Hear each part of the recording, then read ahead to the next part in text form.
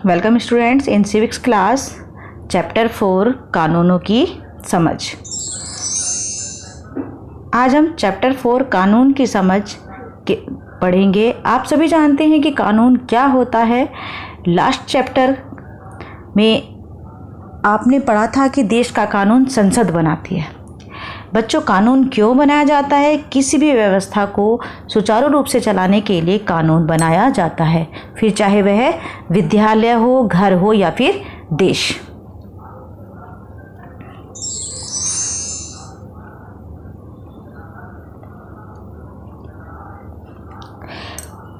क्या कानून सब पर लागू होते हैं? फर्स्ट हमारा हेडिंग है क्या कानून सब पर लागू होते हैं।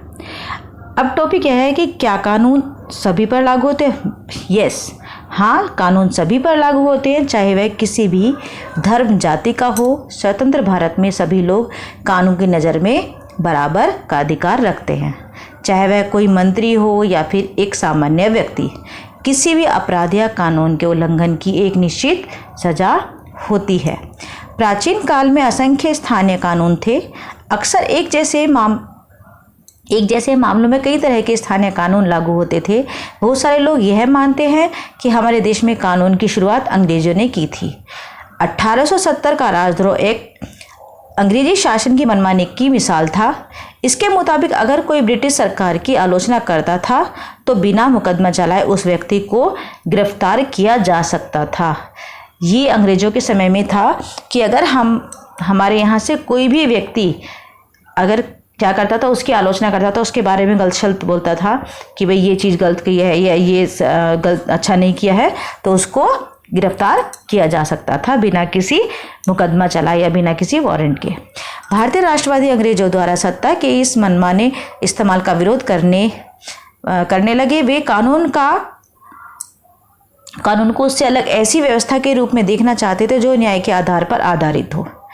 भारतीय कानून विशेषज्ञ अपने देश के लोगों के अधिकारों की हिफाजत के लिए कानूनों का इस्तेमाल करने लगे। वो इस चीज़ को समझने लगे कि हाँ, हम इसी कानून को क्या कर सकते हैं, इसका इस्तेमाल करके हम इसको अपने अधिकारों के लिए हम इस कानून का इस्तेमाल कर सकते हैं या हम बच सकते हैं किसी भी चीज़ को लेकर के। आगे आते हैं। अब आप देख सकते हैं इस पिक्चर में क्या हो रहा है बच्चों कि यहाँ सारा दंगा फसाद सारा कुछ हो रहा है। तो अगर कानून होता या कानून को हम इसमें एक कानून बना लेते, एक रूल्स बना लेते, तो शायद ये चीज़ें नहीं होंगी, क्योंकि कानून का होना बहुत ज़रूरी है। रूल्स अगर कोई भी हमें कार्य सुचारू रूप से चलाना है तो रूल्स सबसे पहले उसमें रूल्स बनाने होंगे। अगर रूल्स बनेंगे तो सारी चीज़ें क्या हो जाती है, फिर स्मूथली चलती हैं, क्योंकि लोग उसका पालन करते हैं।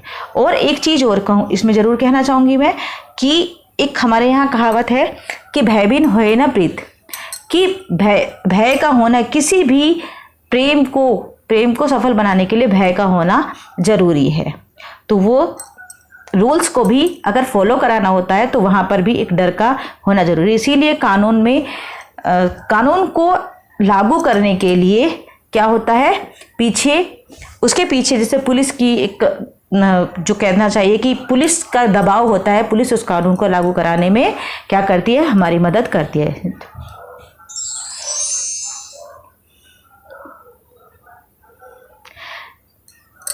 नेक्स्ट आता है नए कानून किस तरह बनते हैं। समाज के विभिन्न समूह ही किसी खास कानून के लिए आवाज़ उठाते हैं। समूह दैट मीन्स हम लोग, हमारा कोई भी एक समूह, कुछ लोग हो गए, जैसे बहुत सारी संस्थाएं हैं, उनका कोई भी एक समूह उठ करके किसी चीज़ के खिलाफ आवाज़ उठा दे, किसी कानून के खिलाफ आवाज़ उठा दे। ये संसद की जिम्मेदारी है कि वह लोगों के सामने आ रही समस्याओं के प्रति संवेदनशील हो। इस तरह का एक मामला हमारे सामने आया था, जो हमारे सामने दैट मीन्स कि संसद के सामने आया था, जो था घरेलू हिंसा। ये उस समय बहुत एक पॉपुलर ये बन गया था बेटा, हिंसा का एक मुद्दा बन गया था कि लोग दहेज के लिए और कहना चाहिए कि अपनी जो घर में औरतें थी उनको दबाने के लिए उन पर हिंसा का उपयोग करते थे। तो जब ये जो चीज़ें बहुत सारी सामने आने लगी कि आए दिन लड़कियों को मारा पीटा जाने लगा, जलाया जाने लगा, तो तब गवर्नमेंट ने कानून बनाया, सरकार ने कानून बनाया वो, और उसको कब लागू किया गया? सन 2005 में। तो इसको दिया गया नाम, उस कानून को घरेलू हिंसा का कानून। ठीक है, इसके बाद आता है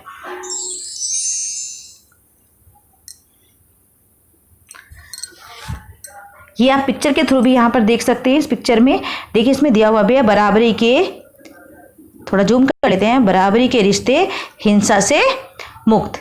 यानी कि अगर औरत और मर्द का रिश्ता बराबरी का हो तो वो हिंसा से मुक्त रहेगा।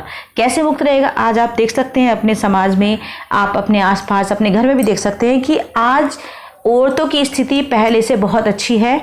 आप अपनी दादी नानी से पूछिए कि उनका जीवन कैसे बीता, तो आपको पता चलेगा कि आज औरतें बहुत अच्छी स्थिति में हैं, क्योंकि आज वो मर्द के कंधे से कंधा मिलाकर चल रही हैं और जेंट्स के बिल्कुल इक्वल हैं। कहीं कोई भी ऐसा नहीं है, कोई भी एक क्षेत्र, कोई भी फील्ड ऐसा नहीं है जहाँ पर लेडीज़ नहीं हैं। पहले जो जेंट्स थे उनको खाना बनाने के लिए क्या किया जाता कि नहीं, जेंट्स का काम खाना बनाने का नहीं है, लेकिन आज आप देख सकते हैं कि जेंट्स, अधिकतर जो शेफ़ हैं, जो बड़े बड़े शेफ़ हैं, वो जेंट्स हैं, राइट।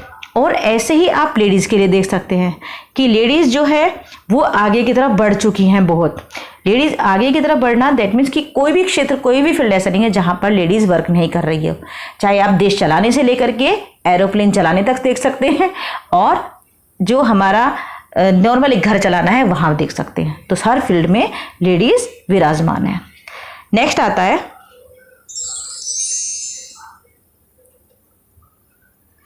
ये है अलोकप्रिय और विवादास्पद कानून। कई बार संसद ऐसा कानून पारित कर देती है जो बेहद अलोकप्रिय होता है, यानी कि जो बिल्कुल पसंद नहीं किया जाता। ऐसा कानून संवैधानिक रूप से वैध होने के कारण कानून सही हो सकता है। लोग उसकी आलोचना कर सकते हैं और उनके खिलाफ सभाएं कर सकते हैं। सभाएं करके, रैलीज निकाल करके वो अपना विरोध प्रकट कर सकते हैं। एग्जाम्पल दूंगी आपको यहाँ पर बेटा एक, कि कुछ गरीब लोग फुटपाथ पर सामान बेचते हैं, हम सभी जानते हैं, जो कि गैर कानूनी है। अगर उसे कानून की दृष्टि से देखा जाए तो गैर कानूनी है, क्योंकि सार्वजनिक स्थानों को साफ सुथरा रखना और साफ रखने के लिए कुछ कानूनों का होना भी जरूरी है। लेकिन हम सब इस बात को भी नज़रअंदाज नहीं कर सकते कि पटरी वाले जो फुटपाथ पर जो सामान बेचते हैं, जिन्हें हम फेरी वाले बोलते हैं, उनका जो घर होता है वो इसी कमाई से चलता है। यानी कि जब वो फेरी अगर नहीं लगाएंगे तो उनका घर नहीं चलेगा। सो लिहाजा अगर कानून किसी एक समूह की हिमायत करता है तो दूसरे समूह की अपेक्षा भी करता है। तो जब वो ये काम करता है तो टकराव की स्थिति पैदा हो जाती है। यदि अदालत को ऐसा लगता है कि कोई कानून संविधान के विरुद्ध है तो वह इसमें संशोधन कर सकती है। यहाँ इंटरफियर अदालत कर सकती है, कोर्ट कर सकती है, और संशोधन के साथ अगर उसको लग रहा है कि संशोधन काफ़ी नहीं है तो वो उसको रद्द भी कर सकती है, यानी वो उसको ख़त्म भी कर सकती है उस कानून को। इसीलिए हमें क्या करना चाहिए?